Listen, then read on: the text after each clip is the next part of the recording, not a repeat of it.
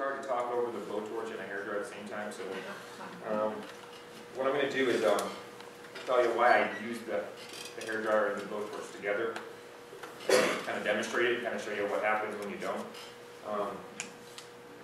If anybody's worked with like a gas kiln, like you need some way to force the air in there.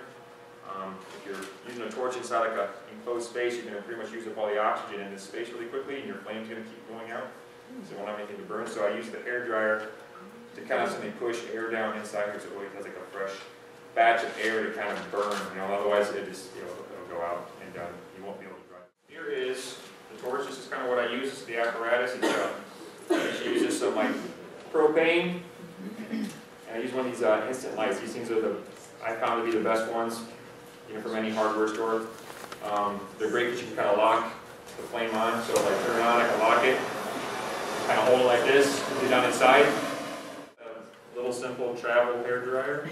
I'm sure anyone would work just fine. This one I found, and I've been using. So let me just tell you one thing too. While you're doing this, if you guys decide to do something at home, you have to be kind of careful that you don't get too close to your flame. Now it's not going to like melt this plastic. This plastic is high heat plastic, but what it's going to do is going to tell the little sensor inside this hairdryer that it's overheating, and it's going to want to shut off.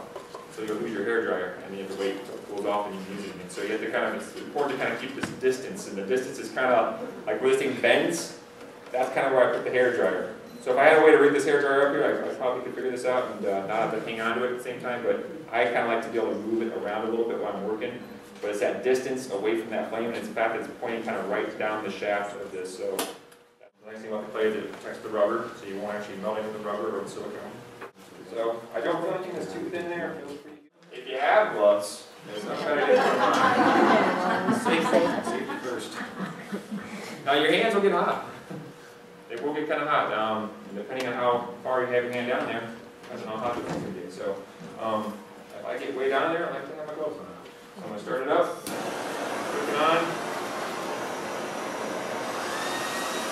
get the hairdryer going, hang it on here. Like I said, it's just like this. Now, I'm going to have this thing going with the hairdryer. I'm going to take it away for a little bit. It's going to take a second though. It's going to use up all the air in there, and you'll see what happens. So I'll move it around. Happens top of the head first. I'll start at the base of the head, and I'll work my way up, and I really hit this rim right here. I'll really work the rim and really kind of dry that out, like to the point where it feels like it's almost bone dry. There's a lot of moisture on the other side of that. It's going to get pulled through the clay though, like kind of capillary reaction. It's going to kind of hit the moisture on one side. And the way the clay is, it'll just kind of suck that moisture. Kind of moving it. It's never just like stationary. Up to 20 minutes to dry one of these things. Right here, I really kind of work around the nose and the mouth and the eyes. The important part though is really getting this rim, like where it's going to be like holding all the way down, like the bottom third of this piece when it's sitting down. So really work this rim. Pretty close to the rim. That flame was kind of like, almost like pushing back on it. Okay, so I'm going to stop this because you guys don't want to see all this. It'll dry out. Then what I do is I make a slab for the bottom. Take this piece out of here and I'll kind of just do it without using it all. I make a slab. The slab would be on the table. I'd score this up. I'd score the slab. Invert this thing right on top of it, just like so. Like I said, this thing is not dry, but I'm going to take it through the process of right here when I pull it off. Undo your strap. And take off, side A. Pop off side B. You got your rubber. Like I said, this is dry, so I can't do this, but you'll take this, you grab it, flip it over the top, so we're going guaranteed nothing's going to happen. This thing is still like this. This all cleaner, so it's all just, if it was dry, you would. This is where I add things to it. This is where I do different things if I want to experiment. This is A, then you kind of move on to B.